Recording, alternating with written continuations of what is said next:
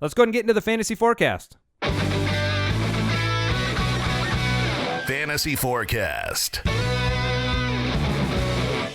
All right, the Falcons are traveling to New Orleans in what should be a shootout because the Falcons are only involved in shootouts. Are you worried at all about it being a Thursday night game? I don't worry about that at all. Never? Okay. No, not anymore. I mean, it seemed like in the beginning that was kind of the trend and pattern, but we've seen plenty of high-scoring Thursday night games at this point. So Yeah, Vegas has them at 51 yeah, total. it's perfect. Nice. Vegas knows what they're doing. That's nice. All right, let's go ahead and talk about we kind of talked about Breeze already. We talked about Snead and Cooks. If you had to choose between Snead and Cooks tonight, do you just kind of roll Brandon Cooks out there? Yeah. Cooks is the first target. They're both good options, but I would go Cooks over Snead. Okay. I'd go Snead over Cooks.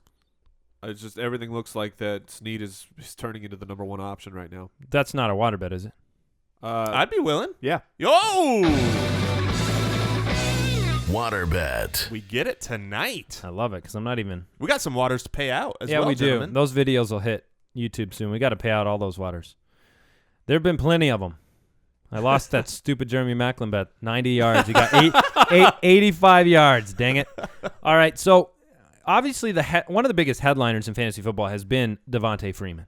He has looked the part. He has performed incredibly. And at this point, is he a hold? He's not a sell high. He's a hold? I think he is. The more that I've thought about how the Falcons are using him, this isn't pre-draft season. This is an NFL team that is looking to win games, and they have found a recipe for success. They're not going to change that when they're already doing this. Yesterday, I would give a trade offer example. I had Frank Gore. I offered for Devonta Freeman.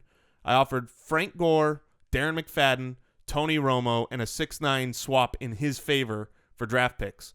Turned down. Wow. Yeah, I would have. Well, I would have turned that down with a slap to your face. But my point is, You know what you won't do, I believe though? Devonta Freeman is in it. Mike won't be able to start Buck Allen Oh, did I get him? because Jason took Buck Allen from Wow, me. how much did you pay? 7. It's actually funny. He spent 7. I spent 6. You spent 5. Yeah. So you weren't getting him. There you go. That's funny, though. I expected to see him on my roster. And I take it then- I also got him on Bradshaw. You spent $10 on him. I got Frank Gore. Felt the need. Okay. Yeah, interesting. All right, so another guy I want to talk about had kind of a breakout week last week, Jacob Tamme.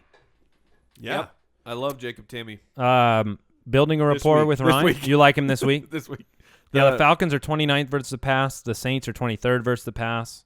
And the Saints are among the bottom of the barrel versus tight end. How It's not just overrated? passing. How overrated is Rob Ryan? I don't know that he's rated high anymore. I don't know how he's employed. I love. So there was that tweet, talking about how Rob Ryan wanted the blame. He says, put the blame on. Rob Ryan wants the blame, and someone on Twitter was like, yeah, no problem, we'll do. Over under on like 2 sideline spats with Sean Payton during the game. I'd take the over for sure. I mean, it's one thing to fail at your job. It's another to fight with your head coach every single day. I don't know. He gets on my nerves. So